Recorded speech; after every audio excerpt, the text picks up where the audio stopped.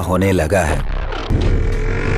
जिसकी तलाश थी मुझे, शायद वही तो हूर है। दिल दीवाना होने लगा है, तू ही मेरे मोहब्बत का नूर है। ये वह वायरस है जौन हमनी के सिस्टम हैंग कर देला।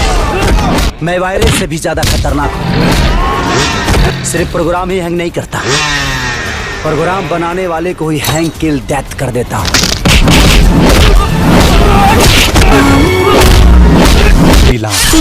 लो शरबत पिया। ना ना ठीक बा मूसा भाई। अरे मूसा कोनो कसाई ना है कि हलाल करे के पहले शरबत पियाई। इंसानियत से मोहब्बत और हैवानियत से नफरत, यह है मूसा के जीवन के उसूल है। काम बतावा भाई देखा तानी, भाई लौकी नियर लटकल चेहरा। इनकर जमीन पर कुछ लोग जबरदस्ती कब्जा कैले बाड़े। काम हो जाए तो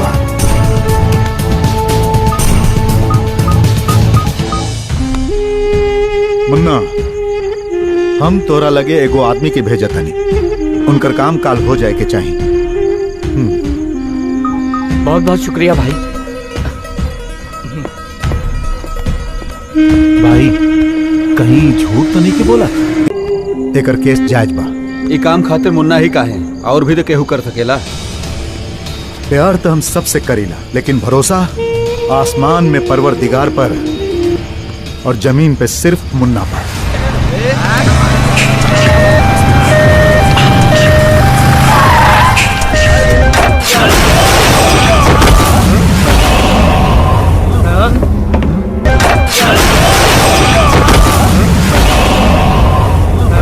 पगलायल बड़े का लौकत नहीं खे?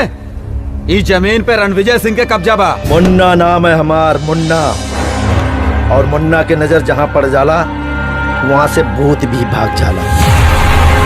चुपचाप ही जमीन खाली कर दे, वरना हम मारेली कम और लतियावेली ज्यादा। मार ससुरा के।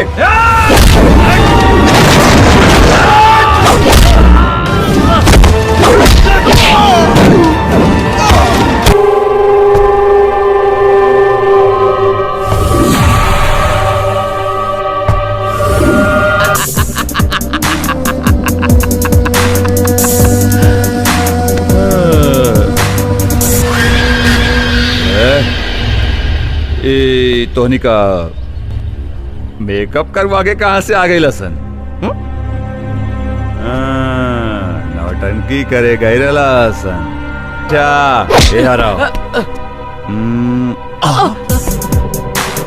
बाप रे बाप, इतना गहरा जख्म।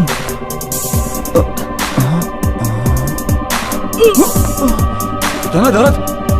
अरे तो जल्दी से डॉक्टर के बुला के लेके आओ, जल्दी बुला के लेके आओ। सच सच बताइए, चोट कैसे लगा ला? गाड़ी लग गई है ना?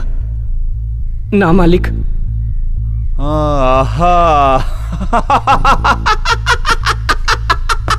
समझ गई।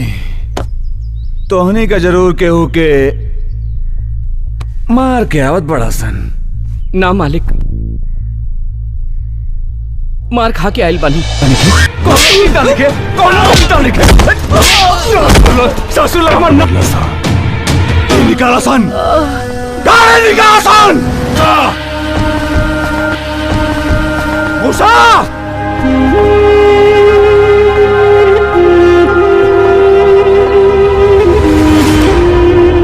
रणविजय, तहजीब से बात करा।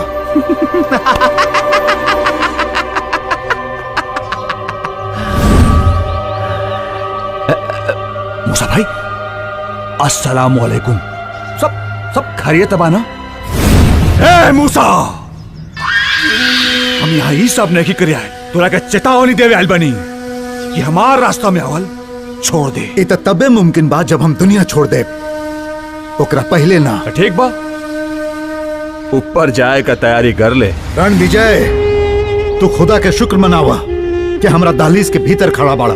नहीं तो बदजुबानी के बाद ना तो तोहरा हलक में जबान रहित, ना तो जिस्म में जान। अरे ए मूसा भाई, हमरा के तो डर लगा था। क्या करी? कहाँ जाए? मूसा, ये तो धमकी से हम डराए वाला नहीं खे। ये धमकी ना, ये तोहरा के चेतावनी हा। मूसा, तू के सपोर्ट अच्छा ना कैले, एकर अंजाम बहुत महंगा पड़ी तोरा के। अंजाम के परवाह तो बुजदिल इंसान करेला। अरे जबरन गुंडागर्दी छोड़ दे, नहीं तो जहां जहां अन्याय होखी वहां वहां मूसा के न्याय होखी। चाहे गुंडा होखे चाहे गुंडा के बाप, ये मूसा सबके करी साफ। चल निकल यहां से। बम बम।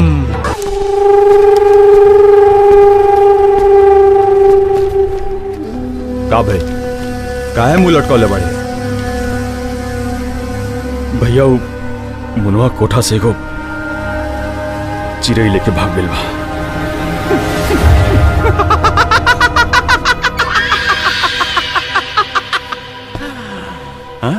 ससुर, कोठा के ठेकेदारी और दिखावत बड़ा लाचारी।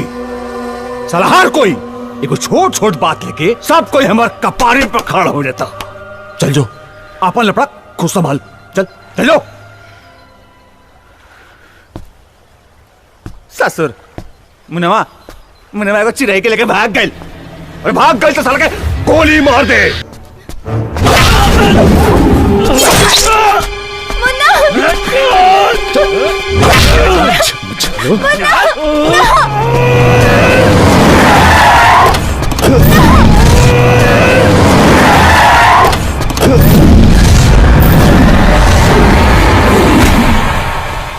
कारे गौया, तोरा का जोरदार हमरे बीच में हीरो बन के एंट्री लेगा। बाबू, हम हर तरीका के प्रोग्राम करेंगे। गायक आदमी है ना, जहाँ पैसा मिलेला उजी गाई ले, आ जहाँ ना मिलेला ना उजी बजाई ले। अच्छा तो चल देखा तंजक्की की करा के थोड़ा।